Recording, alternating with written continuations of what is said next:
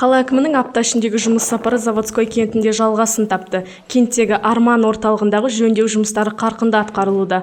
Қазіргі таңда жас спортшылардың жаттығу залындағы қабырғалар сырланып, жылу құбырлары ауыстырылған. Сондай-ақ дәл осы нысанда орналасқан кент жастардың мәдени орталығына айналған залда назардан тыс қалмады.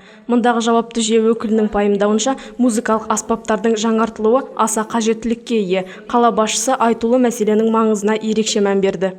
Келесі күрделі жөндеу жұмыстары пысықталған нысанның бірегейі Ақсу кентіндегі нөмір 1 орта мектебі. Жұмыспен қамтудың жол картасы бағдарламасы аясында жүргізіліп отырған мұндай жөндеу жұмыстарында мектептің кабинеттері, шатыры мен еден, қасбеттері толық жөндеуден өтіп, терезелер ауыстырылатыны жоспарланған. Жоба тамыздың 15-інде аяқталуы белгіленген. Нысанда 20-ға жуық адам жұмысқа жұмылдырылған. Алайда Еркебұлан Баяхметов мердігер ұйым өкіліне жұмыстар барысын мезгілінде аяқтау мақсатында жұмыскерлердің санын ұлғайту қажеттілігін алға тартты.